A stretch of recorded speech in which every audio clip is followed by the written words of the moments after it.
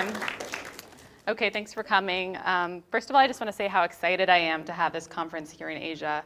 It's such an exciting opportunity for us to get to know completely different cultures, completely different languages from what we're used to. So excited about that. And my goal for this conference is to convince at least one polyglot to add their first Asian language. So is there anyone here that doesn't speak any Asian languages? Oh, yay, good, okay. I was worried I'd be preaching to the choir. Okay, so who am I? I will present my credentials to you. So I'm an American linguist, although to be fair, I should say that I am a linguistics PhD dropout. I did drop out of my studies halfway through, but I did learn enough in the course of my studies to be able to be analytical and scientific about languages in a way that I think will be useful to you. Okay, good. And I was monolingual until the age of 18. And I always like to tell people that because I just want people to know that I struggled, okay? So nothing came to me naturally. I don't like to say that I don't like to consider myself as having any special talent or aptitude for, oh, there we go, okay, for language learning. I didn't have a heritage language, only English until the age of 18. And I just say that because I want people to know that if I could do it, then anyone can do it. And I'm not Asian. I don't know why I have to say that, but it turns out after every talk I give, it's probably the most common question that I get afterwards. And they're like, so where are you really from? So I figure I'll just get that out of the way and let you guys know that now so that you're not thinking about that the whole talk and you can actually hear what I'm saying. But I did study Asian languages starting in college. Started with Mandarin, then started Korean after that, and then Indonesian, and kind of kept going after that. And I lived in Korea for 6 years and have recently moved to China, so that's definitely been a big help of getting to learn my languages. And so technically I'm living in China, but practically I'm on the road probably 200 days out of the year. So I'm living as what they call a hashtag digital nomad. So I run a linguistic consulting firm, and I'm very lucky that I can just do all my work online. So I take that with me wherever I go, and I get to use that excuse to study languages wherever I go. And I blog about all of that at misslinguistic.com. And with this blog, I'm really hoping to leverage my linguistic studies to help language learners learn more effectively. Okay, so I may be preaching to the choir still to many of you about learning Asian languages because many of you probably do already speak some Asian languages, and the rest of you, even if you don't, you're probably highly motivated to come here, right? If you came all the way to Japan from Europe, then you're probably highly motivated. But I still just like to say that, if you only learn languages that are similar to your own native language, you're really missing out a lot in understanding just what language is. So you really don't understand a lot about how people categorize the world or how people perceive the world. So there's so much more that you can learn when you learn a language that's completely different from your own. But I do also know that Asian languages can be really daunting to foreigners, to Westerners that aren't familiar with it. So basically what I want to do with this talk is to give you a little overview, a little taster of all the languages that I've learned, and show you which parts are maybe not so scary and help you choose the language that's the least scary for you. These are the languages we're going to cover. I've studied the first 5 here, and I've done a little bit of Vietnamese and Thai. I've done no Tagalog, although I definitely want to sometime in the future. But we'll just do quick tasters of those. And I should tell you that we're not going to go in this order because I want to play a little nerdy game with you. I'm going to play some videos of people speaking in these languages and see how quickly you guys can recognize the language, okay?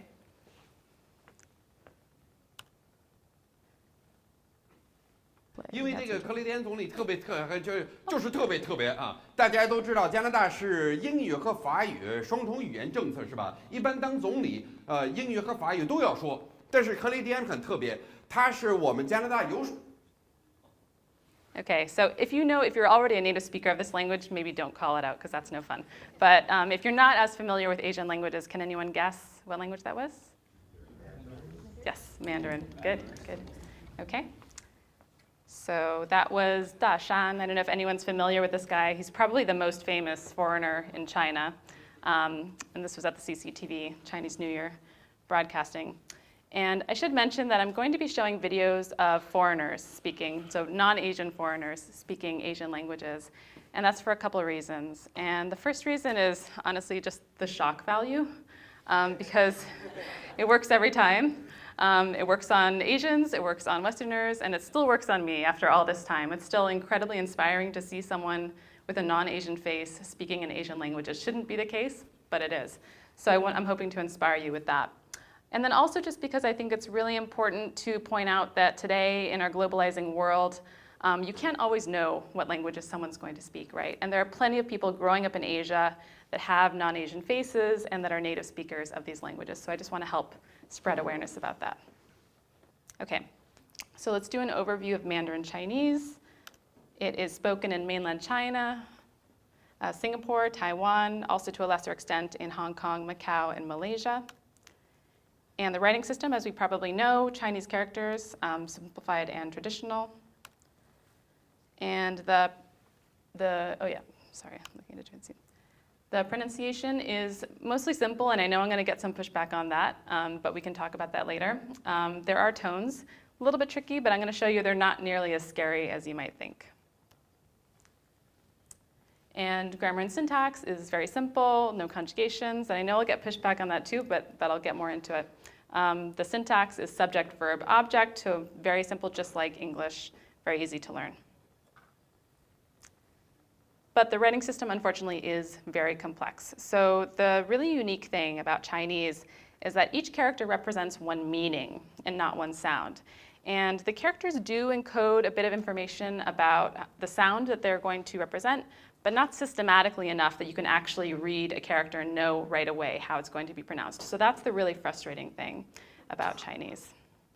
So I'm just going to break down the characters so you can get a sense of how it works. So we have the radical ma here on the left. This means horse. So basically a radical is a component of a character. Characters are made up of several different components or radicals. And you can combine those radicals with other radicals to give information about both the meaning of the word and the sound of the word. So on the left we have the word ma, which is basically a question particle. So that you just put that at the end of a sentence, and that means that you're asking a question in Chinese. And that's pronounced ma, so just like this radical here. But it obviously has nothing to do with horses, right? Questions have nothing to do with horses. So you just have to know that you're going to pronounce it ma, but it has nothing to do with horses. And then the radical on the left of that character, that box-looking thing, that's a mouth. So that's the radical that's telling us about the meaning of the word. Then if you look at the character on the right, this means to gallop. So this one does have a horse meaning to it, right? So the horse radical is telling us that it has something to do with horses. But the radical on the left is the one that's now telling us how to pronounce it. So this radical is pronounced bing, so it means ice. And so that's telling us to pronounce this character like ping. But once again, there's no systematic nature to this. So you still just have to know as you're learning every character how it's going to be pronounced and what it means. Okay, and as we already went through in the last talk, I don't know how many people were here for Emmanuel's excellent talk, but there are two different kinds of characters, simplified and traditional. And one thing I should really clarify, because sometimes it's just hard to get people to understand, these are not different languages, they're just different writing systems, right? So they're essentially like different fonts. And the simplified characters are used in mainland China, in Singapore, and in Malaysia. And the traditional characters are used in Hong Kong, Macau, and Taiwan.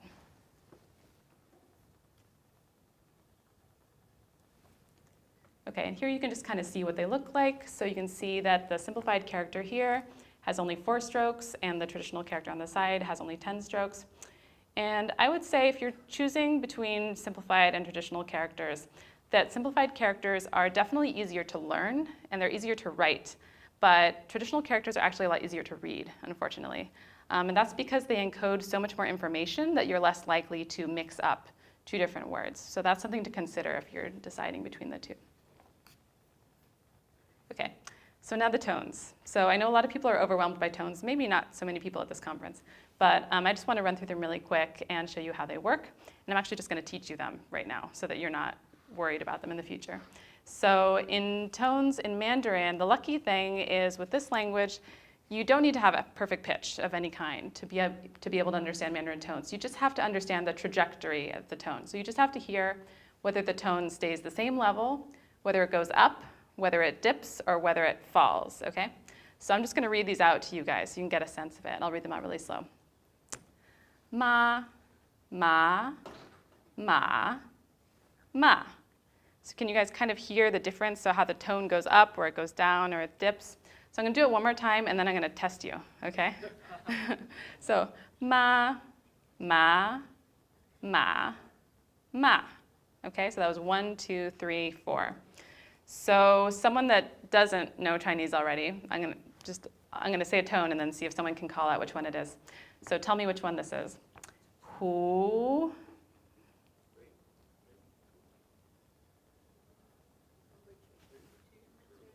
Two. Yeah, 2. Hu. Yeah. And I'll do one more. Hu. 1. Yeah, good. Okay, so you already know tones. My work is done. Okay. Okay. Now, I will probably get pushback on this, but Mandarin grammar is actually very simple. Obviously, it gets harder the farther you go. And actually, I should say, whenever I say that something is easy in a language, you should always fill that in with, but difficult to master, okay? So it's very easy in that you can very quickly get started with Mandarin. You can very quickly be putting together sentences. But of course, at some point, it's going to get very complex. If you want to sound like a native speaker, if you want to write like a native speaker, that's going to get complex. So easy to learn, but hard to master.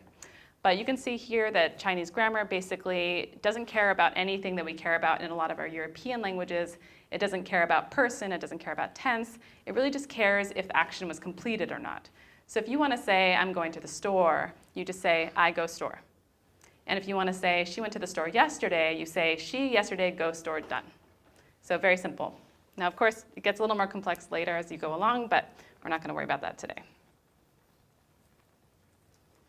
So in summary for Mandarin, don't be afraid of the tones. Do be afraid of the writing system. But overall, Mandarin is such a fascinating language. It's got such an old history.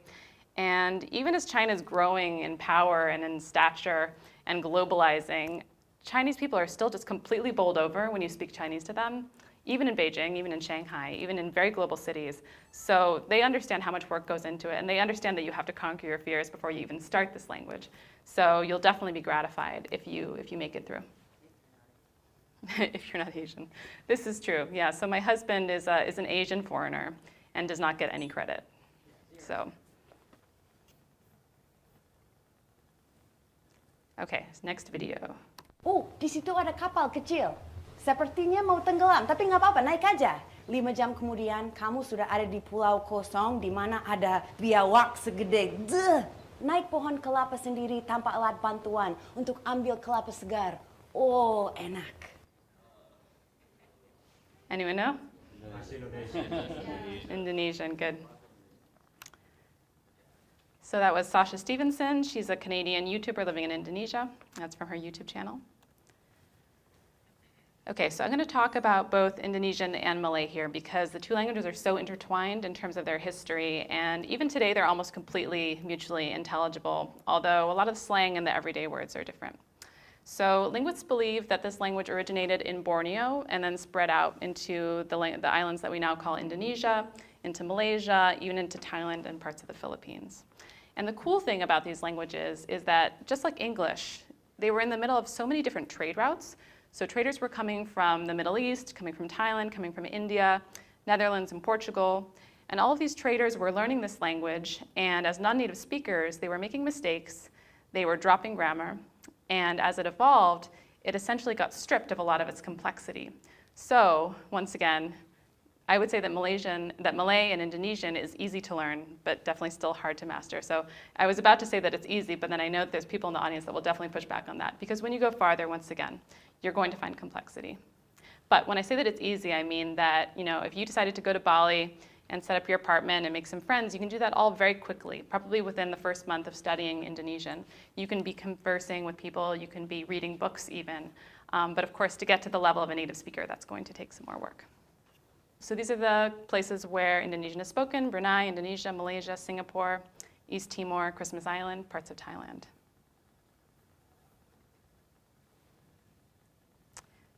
Okay. Oh, yeah.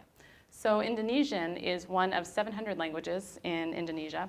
And essentially one of those languages was the language that we used to call Malay, or it's still called Malay, but only in Malaysia.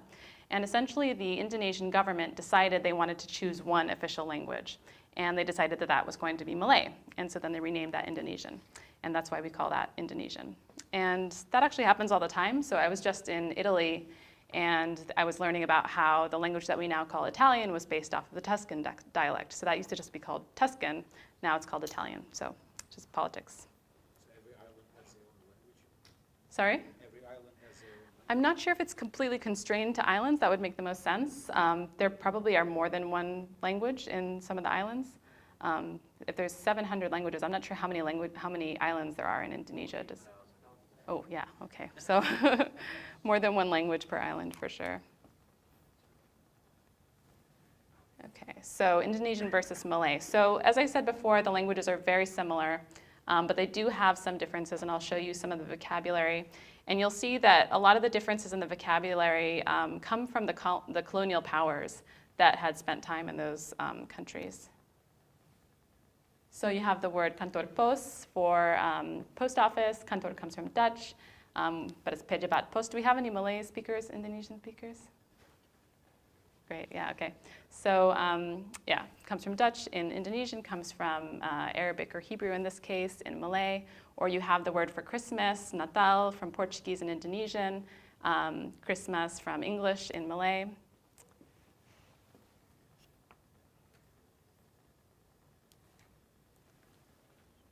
Yeah, and once again, similar to Mandarin, the grammar is very simple in Indonesian and Malay. So once again, you can just stick in a word that replaces the grammatical function. So if I want to say, I already ate rice, I don't have to conjugate the word for to eat. I can just add already. Saya sudah makan nasi.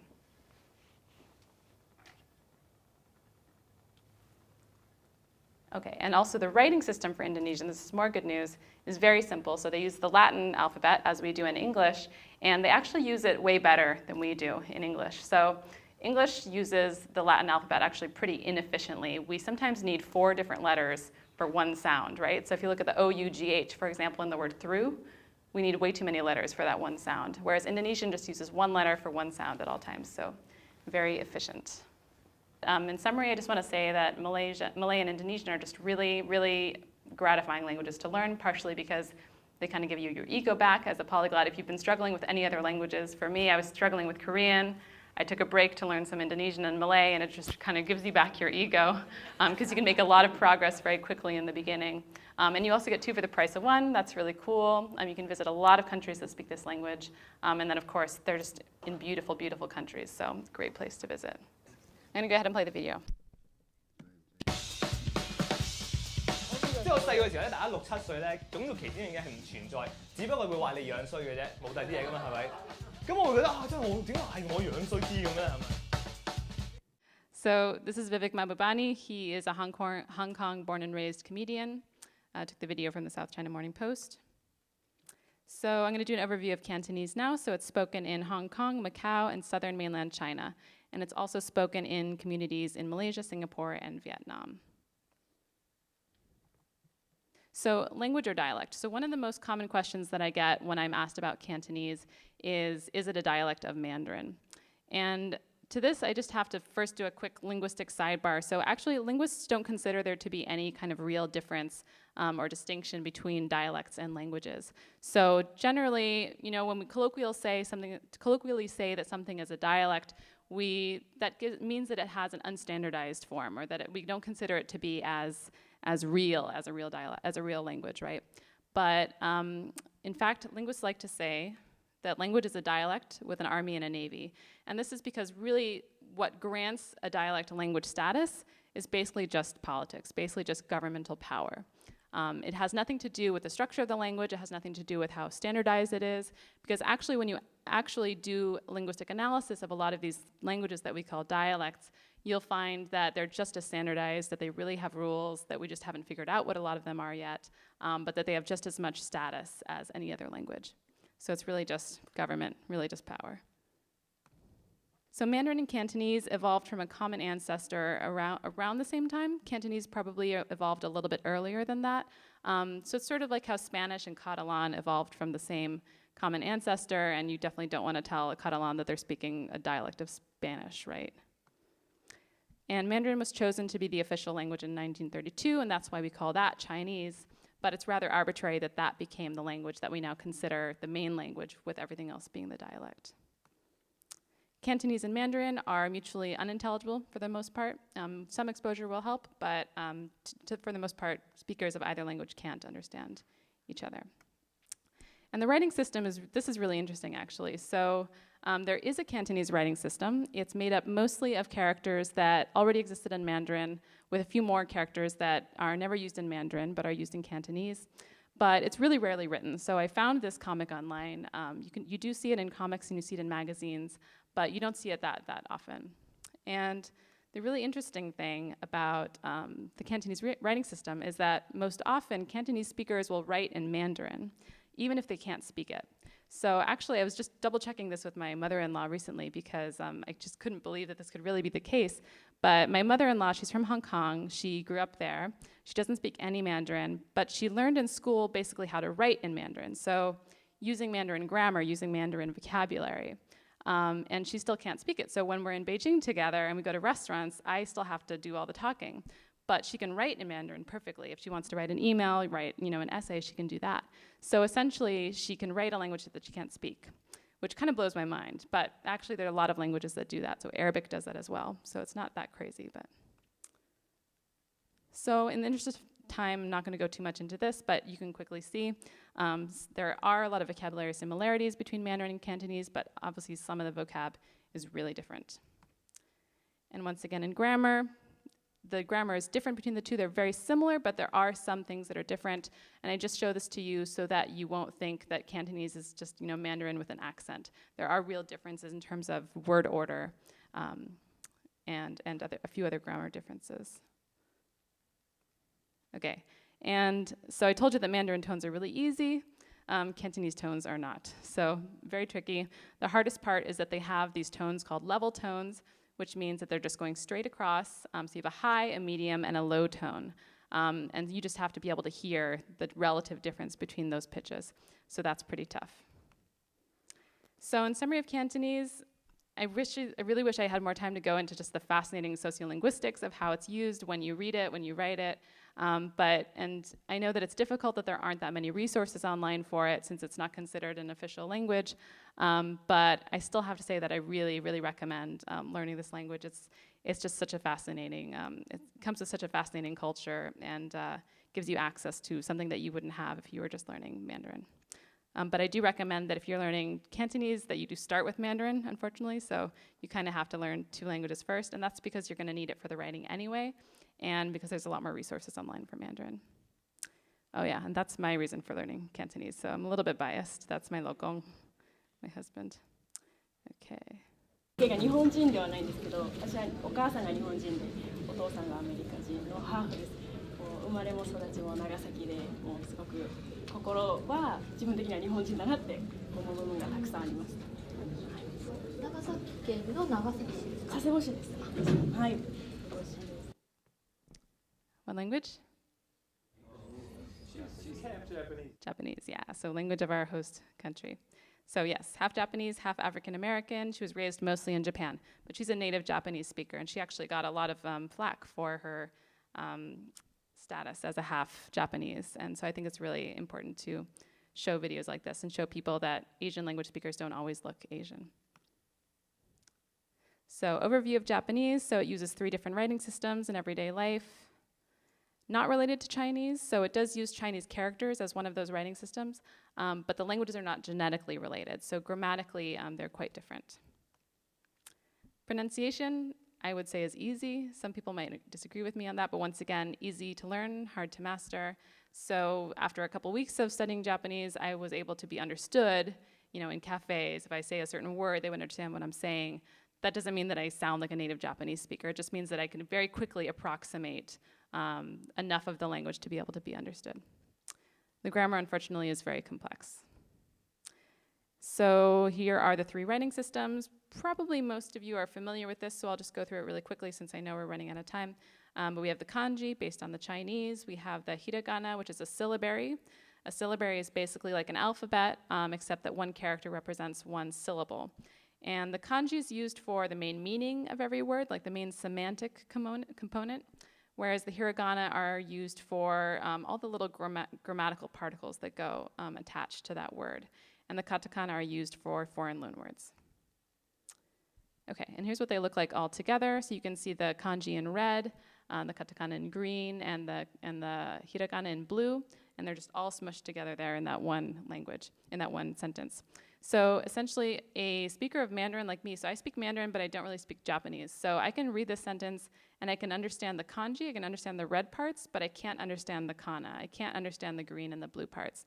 And I don't really know kana. I've started learning it, but once I mastered it, I would be able to read the green and the blue parts, but I wouldn't know what they meant. So hope that makes sense.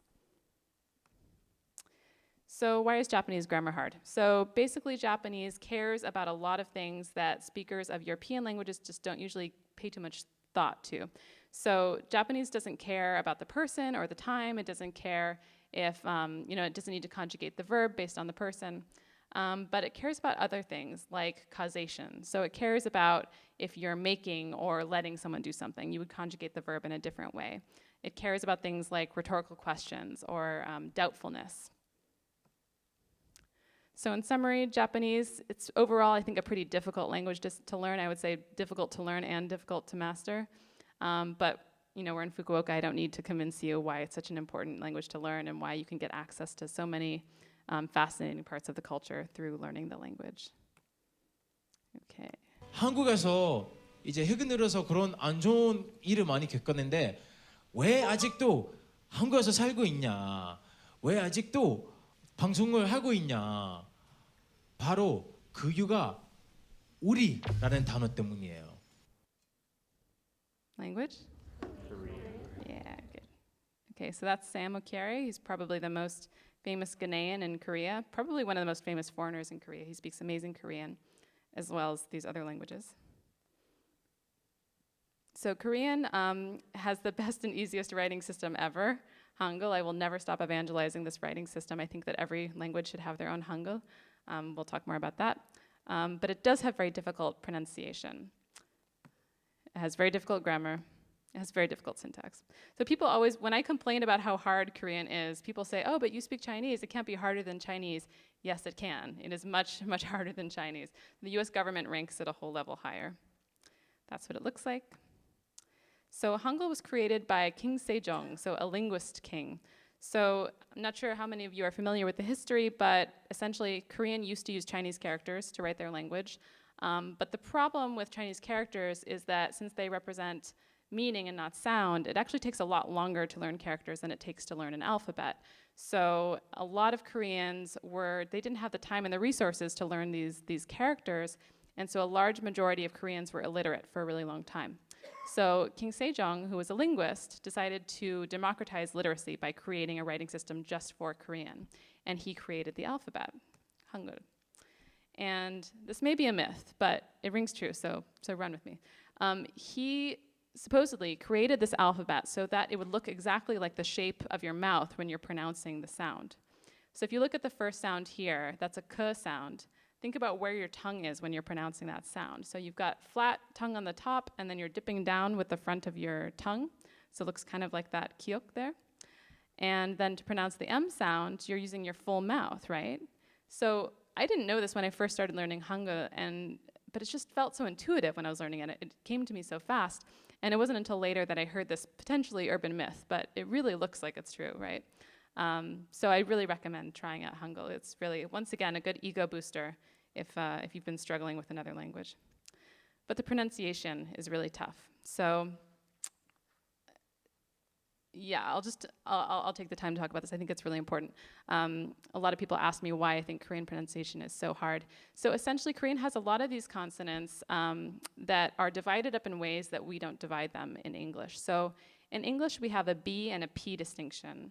Whereas in Korean, you have to split this 3 ways, And none of the categories completely correspond to the categories that we use in English. So actually, when I was studying linguistics in the US, we learned about how hard it is for Americans to understand Korean. So even people that were not studying Korean, just linguists were studying how hard it is because it's so amazingly hard.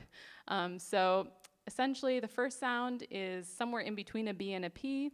The second sound is how we pronounce the P when it's in the middle of the word, like spin. So it's a P, but it doesn't have as much pop. And then the last P has a big pop. So I've studied this enough that now when I talk fast enough, I can kind of get away with it. But I'm definitely not going to embarrass myself in front of a room of polyglots. So are there any good Korean speakers that can do the 3 words for me? Simon? Can you read those 3 words on the bottom? Pang, bang, pang. Yeah, I think I heard it that time, but I might be lying. So, okay, quickly moving on. So Korean grammar and syntax, it's tough. So the syntax is subject, object, verb, which is a little bit weird to get used to, but it's, it's fine. You get used to talking like Yoda, and you think it's going to be okay. But the problem is the verbs are really, really complicated to conjugate. So you start speaking your sentence, and you do the subject, you do the object, you put the little object marker on there, you're feeling pretty good, and then you get to the verb, and you realize, oh my God, honorifics, evidentials, all these different things that I have to conjugate for, but I already started speaking the sentence, and you realize that you have no idea where to land, so you kind of feel like an ice skater up in the air, and no idea how to come down. And this is why. So these are evidentials. Japanese has some of these as well. Essentially, you can't just say something is delicious. You have to encode information about why you're saying that, how much you know about what you're saying, and how you're reacting to that information. So if you want to say, I heard it's delicious, you're not going to say, I heard it's delicious. You would say, it's delicious, but then you'd conjugate the verb to mean that I heard this third hand, but I can't verify the truthfulness of what I'm saying. So mashiteo, right? And this is not exhaustive, this list. Okay, there's a lot more that you have to learn. So, but in summary, once again, I think Korean is really worth it. I don't have to tell you about K-dramas. They've got raging fans all over the world, but Korea also has some really, really amazing highbrow art and literature, and the history is so nuts. I definitely recommend going down a Wikipedia black hole on that. And of course, there's North Korea. So I highly, highly recommend. The 2 countries actually split 50 years ago, so they're actually not that different. So if you learn Korean, you can go to North Korea and speak Korean with people there, and that's a fascinating experience. Okay, so I did see Stu. เป็นชาติอะไรคุณพ่อเป็น Language this คน is. อินเดียมาจากเกาะฟิจิคุณแม่เป็นออสเตรเลียแม่เป็นฝรั่งพ่อเป็นอินเดียก็เป็นลูกครึ่งแต่รู้สึกว่าเราโตแบบเอเชียบ้างแล้วลูกถือสัญชาติอะไรพูดได้ตั้ง15-16ภาษาอะไรถือสัญ What language? What language? Thai. Hey, nếu bạn đã xem hết video của mình cách đây 2 tuần thì bạn biết tin vui của Dan rồi. Còn nếu bạn chưa xem phần cuối của video đó thì mình xin thông báo luôn là What language? Vietnamese. Yeah, good. And that was Dan Hauer. Oh, sorry, I didn't even say that it was Stu in the last video, but you guys all know Stu, right? So, and it's from his YouTube channel. Oo, bago talaga ako dito sa syudad na to. Kaya ako kinakabahan dahil wala akong kilala dito, wala akong pwedeng kausapin. Kaya malay natin kung pwede ko tong gawin. What language? Tagalog. Tagalog, good. And that's her name is Bailey. I basically reached out on Quora to say who's the best, Filipino-speaking, Tagalog-speaking foreigner, and they sent me to her. I don't know anything about her, but she's very impressive.